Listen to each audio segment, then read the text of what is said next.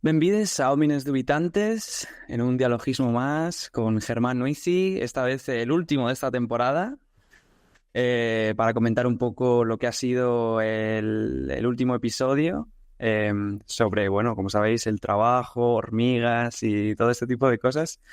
Y nada, está Germán hoy con nosotros para, como siempre, comentar algunos aspectos que pueden resultar más interesantes, como para hacer esas notas a pie de página que solemos hacer de los episodios.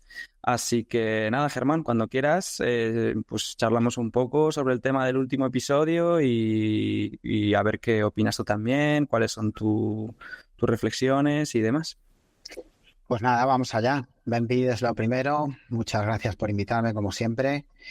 Y voy a ir siguiendo un poco. A ver, sobre todo me han salido como 4 puntos, siguiendo un poco además el mismo orden que sigues tú en el capítulo. Empiezas hablando del burnout, esa especie de agotamiento extremo que produce la vida laboral, en realidad normal, que no debería ser normal.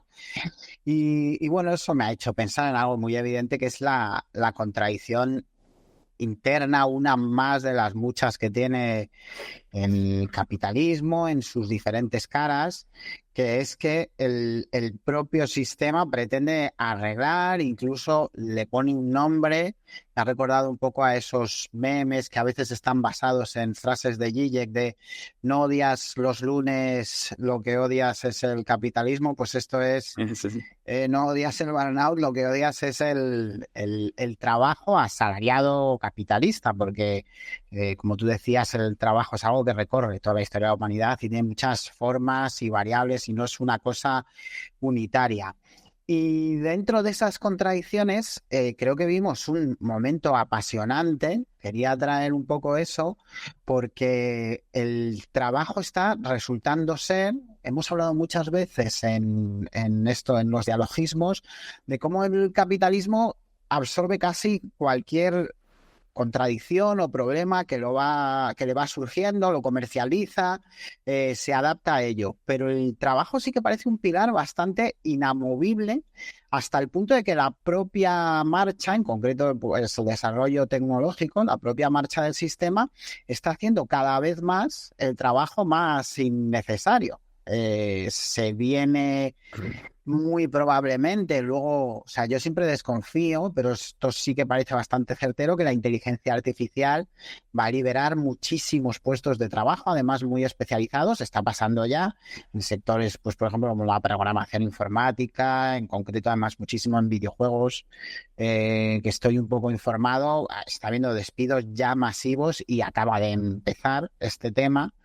Y en paralelo hay una resistencia brutal a algo de lo que se lleva hablando desde los años 50, se lleva gente muy inteligente, el propio Keynes lo anunciaba un poco, que no es sospechoso de no ser capitalista, la resistencia que hay a los subsidios, a la renta básica, cómo partidos que hablan a los obreros critican las paguitas, cuando las paguitas, que es como llama la ultraderecha española, los subsidios, va a haber un momento que va a ser la única solución, porque no es algo nuevo. Llevamos mucho tiempo desde la desindustrialización inventando puestos de trabajo porque no hay trabajo que hacer.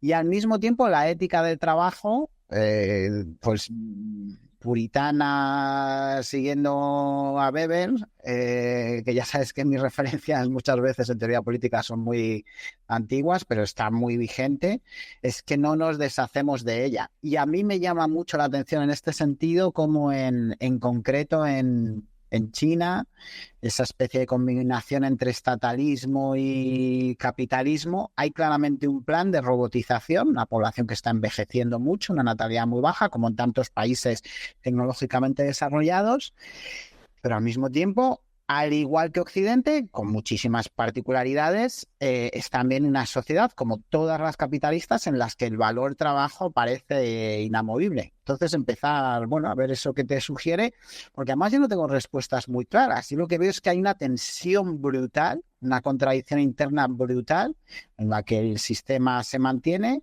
por la que cada vez hace falta menos trabajo y si no trabajas es algo casi simbólico, ¿no? Eres alguien que no merece nada, ¿no? Sí, de hecho, hay algo que has mencionado, que es verdad que yo en el episodio realmente no lo abordo, pero joder, que merece la pena eso, tratarlo, que es lo que tú dices, esto como eso, de esa tendencia como de inventar trabajos, porque es cierto, quiero decir, cada vez hay más trabajadores en el mundo, quiero decir, cada vez hay más personas en el mundo y por lo tanto potencialmente hay más personas en edad de trabajar.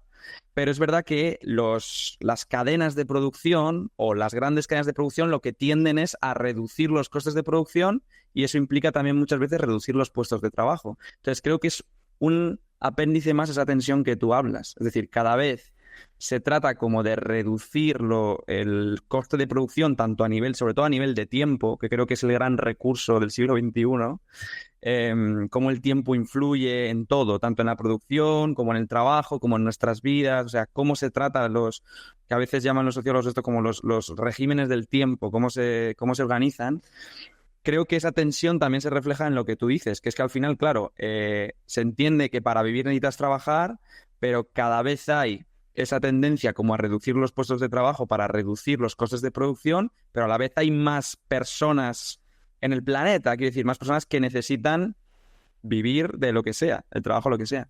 Entonces, lo que planteabas mencionando a Keynes también y todo el tema de los subsidios y demás, pues yo creo que ese, claro, va a ser el gran tema, o al menos uno de los temas más importantes de las próximas décadas, de cómo, claro, va a haber un porcentaje de la población que probablemente sus trabajos ya no tengan al menos, ya no sé si desaparecerán, por lo que comentabas de la inteligencia artificial, o por lo menos su valor añadido va a ser cada vez más reducido. O sea, quiero decir, va a tener como menos importancia y también, o va a necesitar menos horas de trabajo para hacer el trabajo que tiene que hacer.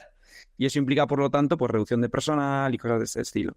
Entonces, claro, la existencia y que existan y que salgan ese tipo como de nuevos subsidios, pues creo que es el gran debate. Y yo creo que por eso cada vez se escucha más el tema de la renta universal, todo el tema de estos subsidios, que es un poco, pues realmente atacar la línea de flotación de este trabajo. Más allá de los debates quizás pues también más históricos, ¿no? Sobre el tema de la abolición del trabajo y demás, que obviamente hay grandes pensadores que han ido también por esa línea, un poco de, bueno, si realmente el trabajo, cómo se concibe, digamos, a día de hoy en el sistema capitalista, pues tiene mucho sentido, ¿no? Y sobre todo este cuento moral que yo mencionaba en el episodio de como que el trabajo es importantísimo en tu vida y todo el tema de la hormiga y la cigarra y ese tipo de cosas. Eh, por cerrar lo que dices, bueno, o sea, la invención de trabajos, eso sí me gustaría decirlo en el capítulo porque no siempre se tiene conciencia, pero buena parte de la administración pública está inventada para generar puestos de trabajo. Y además, en concreto, comentar el libro de David Graeber, del antropólogo anarquista este, que se llama Bullshit Jobs, que creo que en castellano se ha traducido como trabajos de mierda, pero no es muy buena traducción porque bullshit es más como al mismo tiempo un taco, Sí, pero es más como una patraña. sí, una tontería. ¿No? Sí, sí. Una tontería que es mentira. Sí, sí. Trabajo es excusa. Y una cosa que denuncia Graeber es que además son ecológicamente desastrosos porque la sociedad de consumo no solo necesita que sigamos consumiendo, sino que también necesita que sigamos trabajando. Entonces, a veces hay como que producir cosas en parte de la producción se hace solo. Traería un poco el tema de la obsolescencia programada. O sea, hay que mantener la máquina del consumo, pero también del trabajo, aunque sea de forma absurda. Y me acordaba también de ese capítulo de Black Mirror en el que la gente está trabajando haciendo deporte en una bicicleta, un poco no se sabe muy bien para qué, y eso en cierta medida está pasando porque el sumum de los bullshit jobs, esto no sé si estás más o menos enterados, es Roblox. Roblox es si sabes lo que es, ¿no? Es una especie de metaverso en realidad, que se crea un montón, es muy interesante, donde hay literalmente niños y protoadolescentes de 12, 13 años haciendo juegos y programando para conseguir créditos totalmente infrapagados en Estados Unidos, y el número de horas que pasan ahí es tremendo y es un bullshit job por antonomasia, porque además también necesitamos trabajar, por lo que comentaba, por estatus. Sobre el cuento de que se unen, o sea, necesitamos trabajar. Por un lado, estamos muy educados para ellos. Yo creo que además los videojuegos, que me interesan también en un sentido positivo, pero como cualquier manifestación cultural, están llenos de ideología, nos entrenan mucho para trabajar. Podrían ser de otra manera, pero para la mayoría tienen esa cosa muy laboral, muy puritana de tener que ir cumpliendo misiones. Y luego tú comentabas, sin mencionarlo, hablabas entre otros de Yados, ¿no? De estos gurús del fitness. Y sobre eso quería decir dos cosas, que por supuesto incentivan ese ser la hormiga en vez de la cigarra, esa autoesclavitud, esa autoexplotación. Pero a mí hay una cosa que me fastidia de Yados, de la figura, no de lo que él hace. Lo que él hace es evidente que es horrible, sino que yo creo que Yados es un poco aparte, pero funciona como un bufón que hace que la gente que tiene de una manera más moderada, más conservadora, los mismos ideales que él, sientan que no los tienen. No sé si me estoy explicando. O sea, la gente señala hallados y es una manera de expiar el hecho de no señalarse a uno mismo, porque yo soy un autoexplotador en determinados sentidos. No a lo mejor no busco tanto el beneficio económico, pero me estoy deseducando, cada vez soy felizmente más vago, pero yo he sido un adicto a trabajar y a producir, y estoy un poco en contra de esa lógica, porque se mueve una lógica parecida, aunque sea trabajo intelectual y lo que quieras, se mueve una lógica parecida a ese tener una constante obligación, que es también como enfocamos muchas veces nuestro punto de ocio y que afecta como a todas las parcelas de nuestra vida, y que yo creo que es como de una forma más sutil y más profunda, estructuralmente capitalista. Y flipé hace poco, por cerrar un poco esto y te lo paso a ver qué te sugiere lo que te cuento, que igual que pienso que no es solo Yados, sino que esto inunda. El otro día presentaron a Mbappé y dijo la típica, que a mí me parece una basura, de decirle a los niños: si trabajáis mucho vas a conseguir lo que queráis. Sí, hombre, vas a conseguir ser Mbappé. Y salieron Estopa y dijeron una cosa, estaban hablando, yo creo que para el Diario Público, no sé si lo viste, que me pareció muy evidente, eso me pareció muy bonito, porque lo que dijeron fue que ellos, que es una realidad, que han triunfado con un porcentaje, dijeron un 90%, el porcentaje no sé cuál es, pero con un porcentaje muy importante de suerte. Y eso hay muy poca gente que le haya ido muy bien, que se convierta en un icono, además ellos viniendo de clase obrera, que lo diga. Ahora mismo, por motivos además justos, es bastante persona non grata, pero eso también se lo oí decir a Woody Allen, parecido. Lo que decían era que como ellos hay gente que cantaba mejor, que como ellos hay gente que trabajó más de que ellos, y que el éxito en gran medida te llueve cuando realmente es, y eso incluso aplicados a la gente que como Estopa han llegado a tener éxito por sus propias cualidades, porque también este cuento del trabajo esconde todas esas, lo que decía el personaje, por reconectar con la cigarra y la hormiga, de los lunes al sol, que esconde el hecho de que hay mucha gente que nace ni cigarra ni hormiga, que nace cigarra en terrario. O sea, que la mayoría de la gente que tiene mucho éxito y que vende la ética del trabajo y la meritocracia, han nacido y han muerto exitosos, económicamente ricos y sin tener que hacer nada para conseguirlo. Vamos, todo esto lo abordabas, pero bueno, por ilustrarlo un poco, no sé qué te parece. Sí, no, totalmente. Y además sobre el discurso este que comentabas también, yo escuché también a Estopa cuando dijeron eso, que es un poco eso, como el discurso espejo del de Mbappé, ¿no? Del de tú puedes, esfuérzate, y si no lo haces es porque eres un vago y no te quieres esforzar o lo que sea. Justo me acordaba yo del caso, no sé si has visto la película esta de Searching for Sugar Man, que es el cantautor este, el Rodríguez, que al final es el caso como, no sé, como más paradigmático de tener suerte en la vida. O sea, el tipo tocaba en las calles de Nueva York, si no recuerdo mal, o donde fuera, en Estados Unidos, y no le escuchaba a nadie, y se dio la carambola que alguien, creo que era en Sudáfrica o por ahí, ¿no? Le escuchó y de repente se convirtió en un fenómeno de masas cuando ya toda su carrera había pasado como cantante, una guitarra en la calle, tipo, que además tocaba tipo cantautor, tipo así como Bob Dylan, o sea, era música muy parecida y pasó completamente desapercibido hasta que años después alguien en Sudáfrica lo escuchó y se convirtió en un fenómeno de masas. Y refleja claramente eso, que a veces el azar es un, pues eso, es un elemento importantísimo también en el devenir de nuestras vidas. Quiero decir, es parte de eso que hablábamos de la incertidumbre también del vivir, que a veces puedes esforzarte mucho o lo que sea, pero realmente igual luego la vida te puede llevar por sabe Dios qué derroteros. O puedes tener éxito o no, dependiendo de mil factores. Además, ahora en un mundo tan acelerado como el que vivimos, con las redes sociales que son como motores aceleradores, no sé, cuánticos, de repente a lo mejor grabas algo en internet, se viraliza por lo que sea y de repente te conviertes en una figura pública de primer nivel y que puede ser cualquier chorrada, ¿eh? Quiero decir, en Estados Unidos aparecen de repente figuras porque un TikTok se ha viralizado en el que, yo qué sé, ¿sabes? Le daban de comer a un castor, o vete tú a saber, y de repente se convierten pues eso, en figuras súper súper conocidas, pero es verdad que esa aceleración luego pasa también en que según aparecen en la esfera pública o en el ágora pública, de repente al poco desaparecen, porque claro, son como figuras muy efímeras.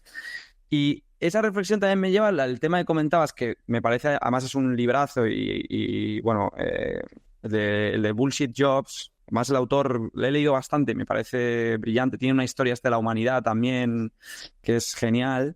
Pero el tema también de eso, de trabajos que se crean, la temporalidad también dentro del trabajo, ¿sabes? Que es un tema también como súper, yo creo, relevante en la sociedad que vivimos actualmente. Es decir, que también por el proceso de por el tema también de lo que comentabas, ¿no? La pérdida de industrialización, cómo ha cambiado también el trabajo, cómo cada vez el trabajo se enfoca más, sobre todo, pues en la parte, digamos, en el mundo occidental, al tema del consumo, del sector terciario, etcétera, etcétera. Cómo también eso, se crean como trabajos temporales súper precarios que están enfocados precisamente al consumo. Yo, por ejemplo, estaba pensando en las típicas campañas estas, yo qué sé, la campaña de Navidad, la campaña de verano, el tema de la hostelería, por ejemplo, en verano, o el tema de las grandes superficies que contratan a gente para el tema de la campaña de Navidad y es como un trabajo temporal. O sea, quiero decir que es un trabajo que es de todo menos realizante, vamos a decir. O sea, es un trabajo que te contratan prácticamente para hacer sota, caballo y rey en un periodo corto, que luego sabes que ese contrato se va a terminar porque depende de esa campaña completamente temporal. Entonces, claro, es un trabajo que realmente es como una mera, pues yo qué sé, como un trámite, pero no te permite como establecer una vida, como crear unos planes y demás. Y la temporalidad del trabajo está claramente siendo uno de los grandes temas dentro de también tema laboral, que también yo comentaba el tema de la reducción de la jornada laboral y, o sea, por eso insisto, yo una vez grabé el episodio, como que me venían muchas reflexiones en torno al tiempo y cómo se gestiona el tiempo y cómo la gestión del tiempo afecta claramente al devenir de la evolución del trabajo, cómo se concibe el trabajo y cómo se concibe la vida y el trabajo como parte de ese motor vital, o sea, como tema de, pues eso, para poder tener una casa, tener un alquiler o tener no sé qué, necesitas trabajar para ganar dinero, lo que sea. Entonces, mi pregunta, que por eso te la lanzo y el episodio era un poco así, era, ¿cómo, cómo está todo eso relacionado? ¿Sabes? ¿Cómo podemos ver las relaciones tan enmarañadas entre, pues eso, cómo va a evolucionar el trabajo, cómo se gestiona el tiempo también desde los estados con el tema de la temporalidad laboral y no solo, también el tema del ocio, de reducción de jornada laboral, etcétera, etcétera, pero también cómo el Estado o los estados pueden crear también herramientas para lidiar con todos esos cambios, y hablábamos del tema de los subsidios y demás. Es decir, creo que estamos en una encrucijada bastante interesante por cómo está evolucionando todo, no solo el tema tecnológico y demás, sino también y todo el tema de cómo hemos cambiado en el sector terciario y cómo el consumo está afectando claramente no solo a nuestra forma de vivir, sino también a nuestra forma de trabajar, que ese era uno de los puntos más importantes que yo quería dejar en el episodio, que consumo y trabajo desde hace ya muchas décadas está claramente relacionado, y nuestra manera de consumir afecta la manera en la que se organiza el trabajo. Las campañas temporales que mencionaba es precisamente un claro ejemplo de ello. O sea, hay periodos del año en el que el consumo se dispara y eso afecta a la manera en la que se gestiona y se organiza el trabajo. Entonces, esa es una relación que yo veo como súper interesante, y que quizás no está como todo lo explotada que se debería ser, o al menos no es tan evidente como debería serlo cuando te paras un poco a pensar y decir, joder, ¿sabes? Está... Claramente se puede observar, incluso materializar en momentos del año concretos, en personas con trabajos concretos, etcétera, etcétera. Entonces creo que es muy interesante como llevar las reflexiones también a eso, a cómo se relaciona todo. Es verdad que es muy difícil, obviamente, crear predicciones. Es decir, yo qué sé lo que va a pasar de aquí a 15, 20, 30 años y cómo va a ir el trabajo, si de repente, pues eso, la riqueza, las sociedades van a generar riqueza de otra manera, o el trabajo va a tener un papel distinto al que tiene ahora y la riqueza va a venir pues del consumo o lo que sea, y el Estado simplemente pues gestiona, digamos, esa riqueza, pero el trabajo per se, o sea, la generación de riqueza per se no va a venir de las personas como tal, a nivel laboral, pero solo a nivel de consumo, no lo sé. O sea, para mí es todo eso, me resulta como súper interesante y era algo que quería reflejar en el episodio. Wow, a ver, ahora de repente has dicho como un montón de cosas y bueno, es que, a ver, para empezar, el valor trabajo no económico, sino el trabajo como valor ético, social, cultural, es que es todo. Y efectivamente ha invadido por completo el tiempo de ocio. Todo el tiempo de la vida está regida por ello. Aquí entraría Bourdieu, Foucault con la idea... Yo hablaba de los videojuegos antes, pero casi todo el ocio y también la educación, por eso pensaba en Foucault, está articulada como una preparación para el trabajo o como un espejo del trabajo, y de nuevo del trabajo en el sentido como lo entendemos en el mundo contemporáneo, que eso yo creo que hay que pensarlo mucho, que no tiene por qué ser así.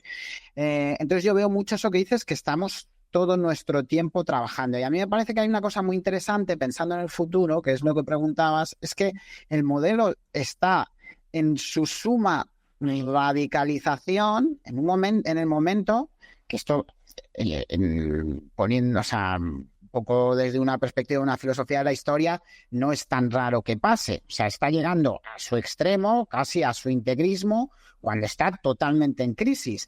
Porque otra cosa, o sea, aparte de que cada vez se necesita menos trabajar, también los límites ecológicos, poco a poco, muy poco a poco, pero poco a poco, están poniendo un límite a la sociedad de consumo. Y es verdad que se ven algunos brotes, como que se están consumiendo cosas que son potencialmente gratuitas, como las suscripciones, el capitalismo de las suscripciones. ¿A qué me refiero con eso? Pues a que tú te dejes una parte muy importante del dinero que te dejas al mes, más allá de las necesidades básicas, en Amazon Prime, Netflix, cosas todas que si tú no las pagas siguen existiendo igual. O sea, es un dinero que te quitan ahí, que podría ser estructuralmente un servicio estatal, solo requiere un mantenimiento mínimo y te están cobrando por nada, que para mantener el capitalismo de una forma más sostenible ecológicamente es fantástico. Pero lo que hay por detrás, claro, también es bastante terrorífico, porque es una especie de necesidad obsesiva de seguir trabajando, seguir estando en deuda, seguir pagando y sobre todo seguir consumiendo. O sea, por ejemplo, o sea, voy mucho a videojuegos porque es un sector muy puntero en este sentido. Están pasando cosas como que tú te compras un videojuego en un servicio en la nube y ese videojuego lo quitan y lo pierdes. Entonces hay juicios y diatribas judiciales porque si yo me he comprado esto, tú no me lo puedes quitar, no puedes aparecer. O, por ejemplo, no puedes impedir que yo se lo deje a un amigo. Un juego de Steam en una plataforma virtual, deberías poder dejarlo. Esto es aludiendo al consumo, pero está enraizado con el trabajo por lo que comentabas antes, porque todo además se hace con una sensación de necesidad.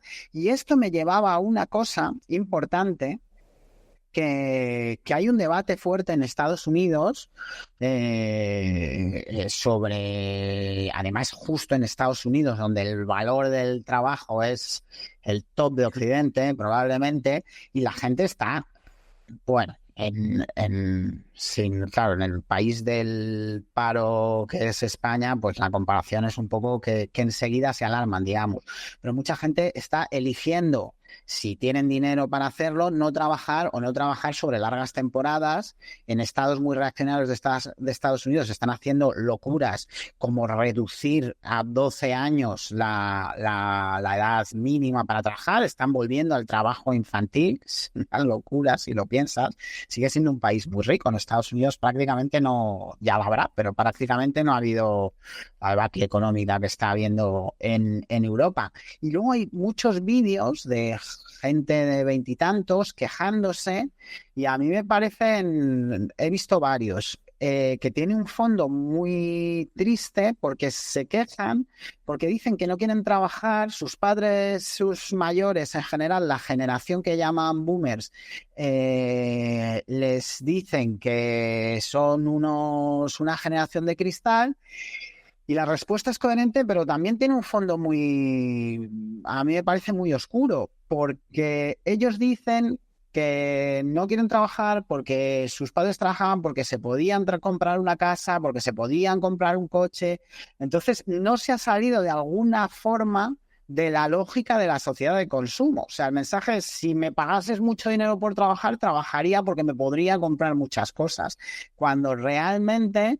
Y habrá también y hay también gente que está reivindicando esto otro. Si tienes suficiente dinero para vivir, hay cosas mucho mejores en la vida que hacer.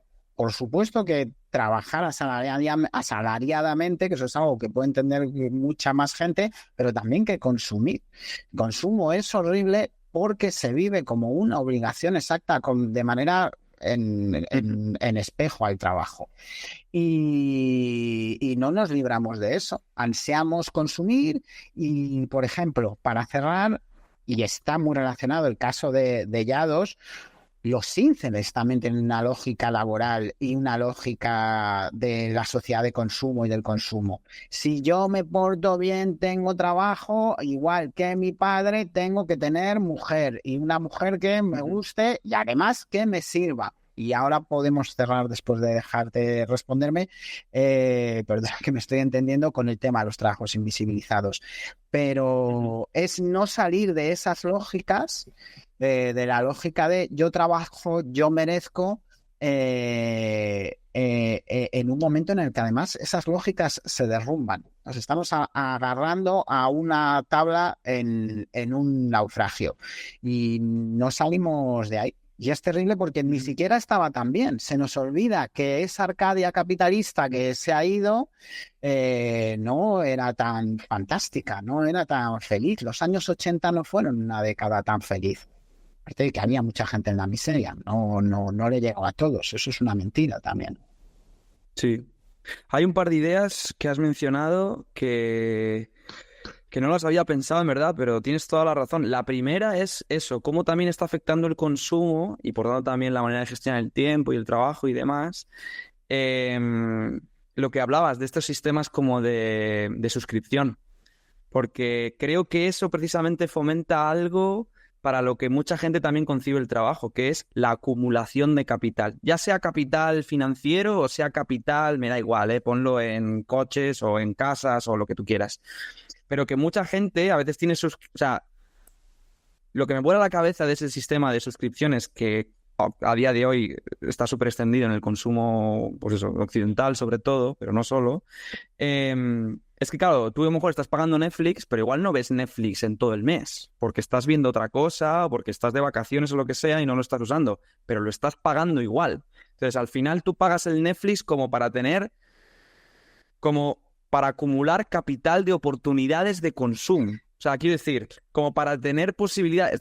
Y hablando de videojuegos, también me venía el ejemplo, pues yo qué sé, los típicos ahora que tanto PlayStation como Xbox y demás están teniendo también esto, ¿no? De tú pagas una mensualidad, o ya sea mes a mes o anual, y tienes un catálogo de juegos que igual te entran 1.500 juegos y a lo mejor luego no juegas a ninguno porque no tienes tiempo o porque lo que sea, pero pagas el decir, tengo la posibilidad de poder jugar a 2.500 juegos. Igual luego juegas a 2, pero tú estás pagando todo. Entonces estás pagando como el videoclub entero. O sea, tú lo que ya no pagas la película del videoclub cuando éramos pequeños que ibas al videoclub y pillabas, yo qué sé, la película X, te llevabas a tu casa. Tú estás pagando el videoclub entero para que tú puedas ver la peli que quieras cuando tú quieras. Pero claro, tu tiempo no es infinito y también tienes que trabajar. Con lo cual, si tu tiempo de consumo también está arreglado y al final lo que estás pagando es la posibilidad de, que es la acumulación de oportunidades. O sea, quiero decir, pues como la gente que dice, no, yo podría irme de vacaciones a no sé dónde, pero no lo hago porque no quiero. No porque no pueda, sino porque no quiero. Y esto es igual, como, no, yo podría ver 200.000 películas en un mes, porque las tengo. O sea, me meto en Netflix, en HBO, lo que sea, tengo un catálogo ahí, 200.000, 500 películas. Pero no las consumes. Y estás pagando, a lo mejor por las 2 películas que estás pagando un superprecio, porque si realmente solo consumieras esa película X, no pagarías tanto. Entonces al final como que no, es que tengo que trabajar para pagar ya no solo las cosas más vitales, pues tu casa o sino todo este tipo como de consumo que yo siguiendo a Treviño y demás es lo que realmente ha cambiado la forma ya no solo organizar nuestro trabajo, sino nuestro tiempo en general, porque ¿qué haces cuando no estás trabajando? Básicamente consumir. O sea, quiero decir, ya sea películas, series, ya sea en un bar, unas cañas con tus colegas, o sea, quiero decir, todo el ocio está centralizado, está, digamos, vertebrado por las lógicas de consumo. Entonces, ¿tienes tiempo libre? ¿Qué haces? Me voy de viaje con mis colegas. ¿Tienes tiempo? Me voy a no sé qué, a ver cuántos. Entonces, al final, como que es esa máquina, ¿no? Que hablamos de trabajo, consumo, consumo, trabajo. Luego, otra idea también que mencionabas, que me parece muy interesante, haciendo esta comparación con Estados Unidos, yo traía el dato al episodio que me parece brutal, que claro, Estados Unidos es verdad que se dan golpes en el pecho porque su paro en verdad es muy bajo en comparación con otros estados occidentales. Y si lo comparas con España, ya flipas. Pero es lo que cuando vas a Nueva York hay campañas en las calles y tal, los típicos carteles en las marquesinas y demás, de asociaciones que se dedican al tema de, pues, de ayuda social y demás, que te dicen, la mayoría de la gente que vive en la calle en Estados Unidos son trabajadores. O sea, son gente que tienen un trabajo. Ellos tienen un trabajo. Entonces, claro, no salen en la lista de gente que vive en paro, porque tienen un trabajo. Pero con ese trabajo no les da ni siquiera para vivir en una casa. O sea, viven en la calle, malviviendo, obviamente, pero a su vez explotando su fuerza de trabajo y no salir de esa rueda de trabajo y supervivencia. Ya no de vivir, sino de sobrevivir. Entonces, claro, al final, ese es el rollo. O sea, ¿de qué vale trabajar? Eso es lo que decía yo en el episodio, ¿no? ¿De qué vale ser hormiga y estar jodido todo el puto año ahí para que luego no tengas nada? O sea, quiero decir, no acumulas esos capitales que hablaba antes, ¿no? Esa idea como de trabajo para acumular capitales y oportunidades de consumos y luego nunca lo vas a poder consumir porque no te llega el dinero. O sea, te llega para básicamente alimentarte y poco más. Y la última idea que también comentabas es también reivindicar un poco la idea de trabajo, porque parece como que el trabajo es malo per se. Y no, también lo comentaba Treviño en su vídeo y demás. O sea, el trabajo puede ser un elemento, yo qué sé, que dinamice realmente como tu vida y que sea importante en tu vida y te realice como persona y demás. Puede ser asalariado o no serlo, quiero decir, puedes trabajar y recibir, digamos, o hacer ese trabajo por otras razones que no sea simplemente por el tema del dinero. Pues hay gente que, aparte de su trabajo asalariado, pues luego hace otro tipo de trabajos, tanto de ayuda social como de artesanía, por ejemplo, y luego no es que la vendan, o sea, la hacen un poco pues para regalárselo a amigos, familiares y demás. O sea, quiero decir que que también un poco romper esa lógica como del trabajo simplemente como un trabajo asalariado. Yo creo que esas tres ideas de las cosas que comentabas me parecen como muy... O sea, quería como recalcarlas porque de alguna manera comentaba algunos días en el episodio, pero a raíz de todo lo que decías, sobre todo eso, el consumo en las suscripciones, que me ha parecido muy interesante, me parecía como relevante como poner ahí el énfasis. Pues mira, si te parece, para cerrar, a ver, te voy a contar una cosa que cruza lo de los trabajos invisibilizados y luego Sí. la precariedad a la que se ha llegado. Y cruzando además cosas diferentes, una historia personal. Claro, en los primeros 2000, cuando yo empecé a trabajar, no, primeros 2000 no, pero vamos, sí, primera década del 2000.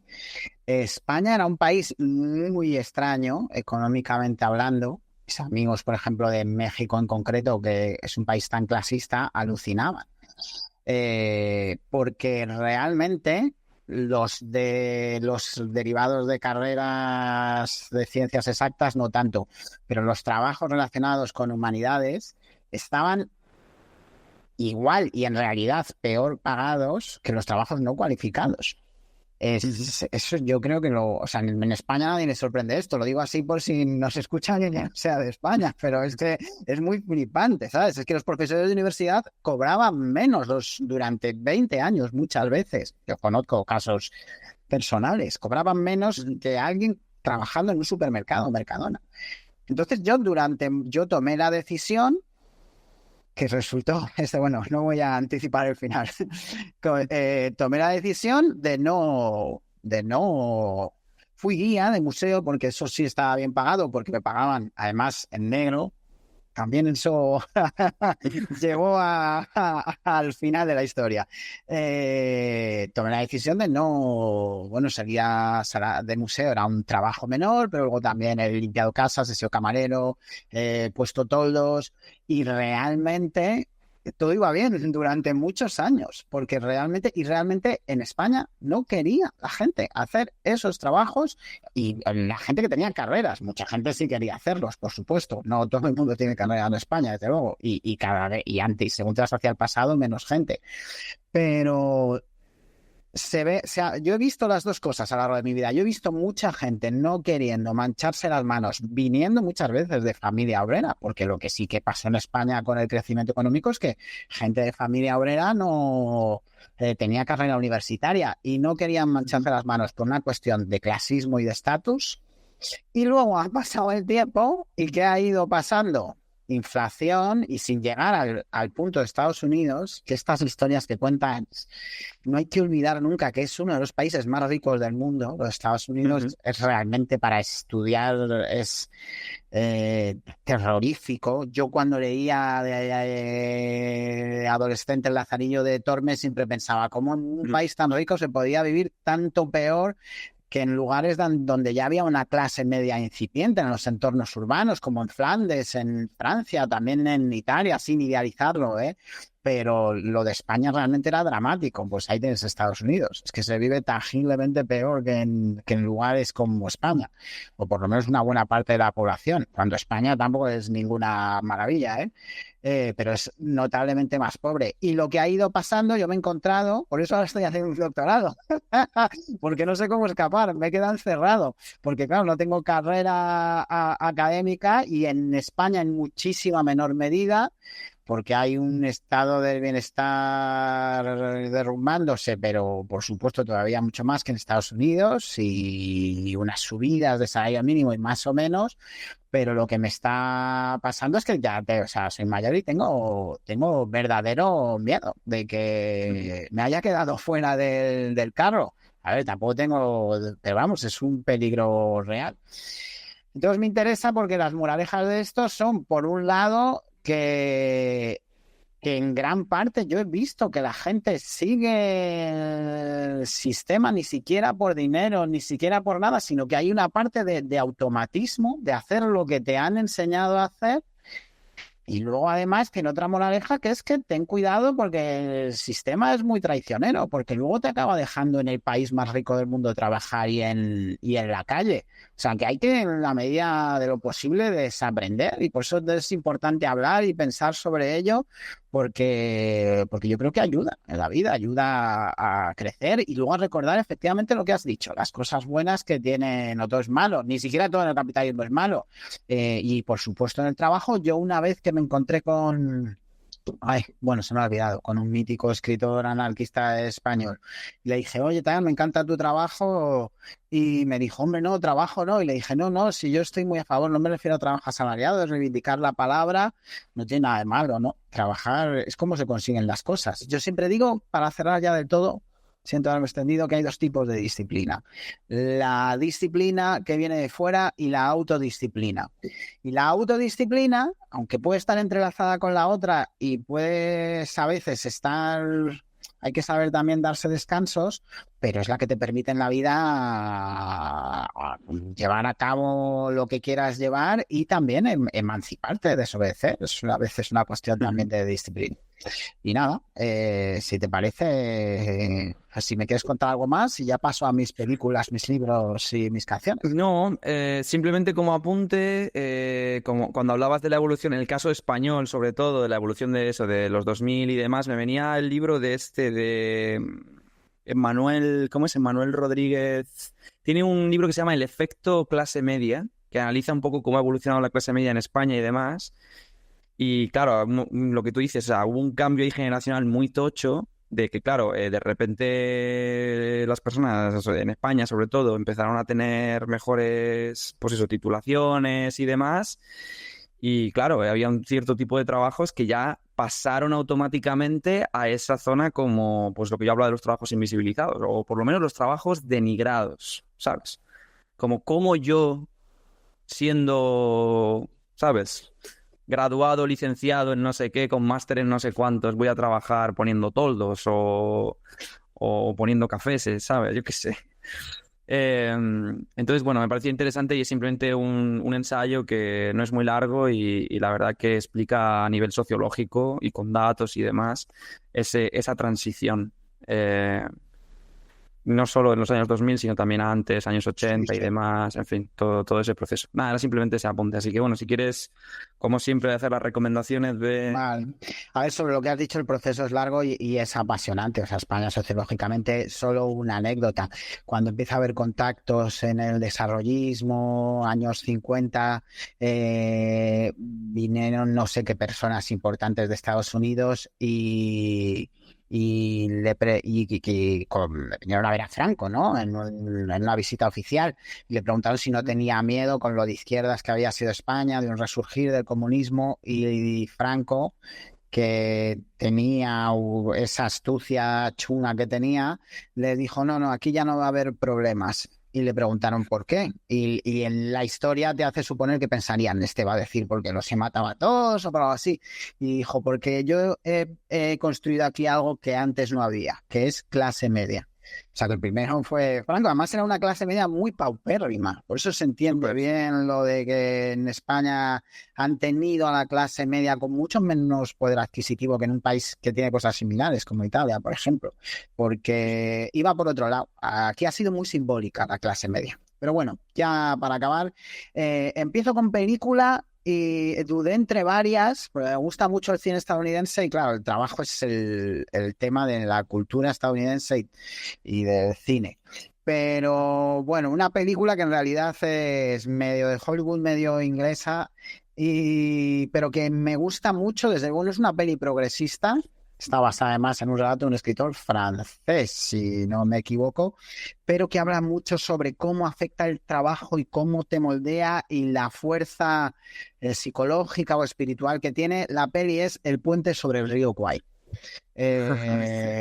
Porque es unos prisioneros de guerra ingleses en Japón y que les ponen a hacer en la Segunda Guerra Mundial les ponen a hacer un puente y no sé si es el coronel, el sargento, no sé qué cargo tiene, el jefe, les hace hacer el mejor puente posible para mantenerles vivos y con la moral alta y para dar un sentido a sus vidas. Y luego ya no cuento lo que pasa.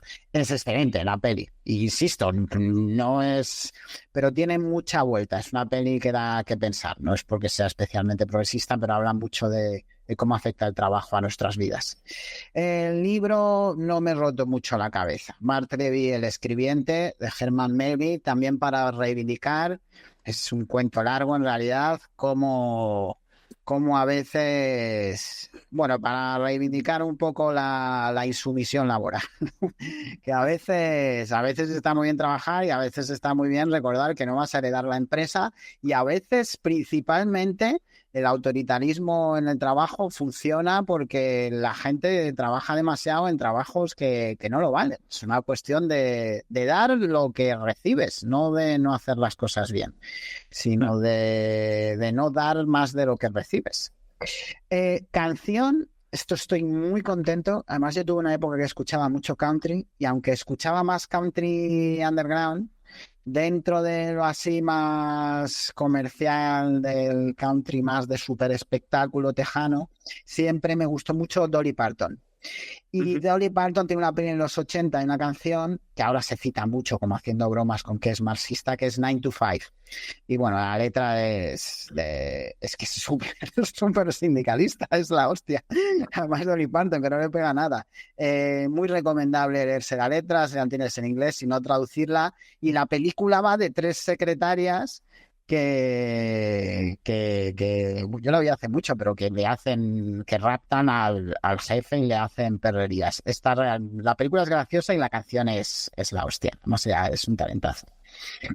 Y por último, en fotografía, pensé mucho en la foto de la Gran Depresión. Bueno, porque yo siempre te traigo imagen, muchas veces en vez de cuadros te traigo fotos. Estuve pensando en Dorothea Lange y en Walker Evans, pero al final he traído también una fotógrafa que era menos progresista, pero que cubre bastantes cosas del trabajo y que ayuda bastante a reflexionar, que es Bulky White, que tiene muchas fotos de gente trabajando, tanto en fábricas estadounidenses,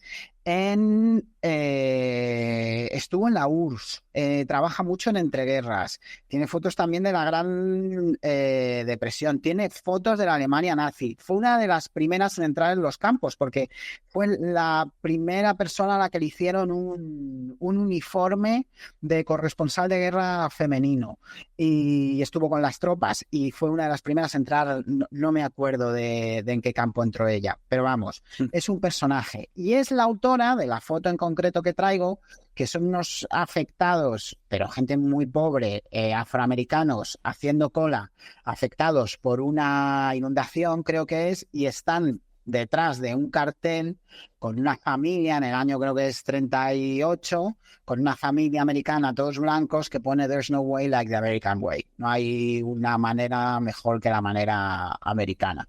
Y bueno, pues también esa idea de quién tiene trabajo, quién no tiene trabajo, por qué, y de cómo se ha ido responsabilizando, porque ahora, pero claro, en ese momento a los afroamericanos también les decían que no tenían trabajo porque eran vagos, aunque fuese delirante.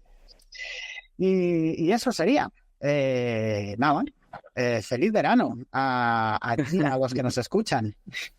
Pues sí, nada, muchas gracias como siempre, Germán. Apunto ahí las recomendaciones. Que bueno, probablemente haga algo con todas estas recomendaciones porque a veces se quedan ahí un poco volando en el tintero, entonces igual hago una especie como de recopilación de todas las películas que hemos mencionado y demás para que la gente lo tenga como más a mano.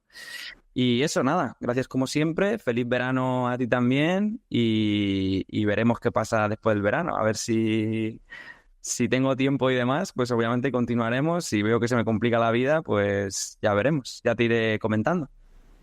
Genial, hasta luego. Pues chao, chao, nos vemos la próxima.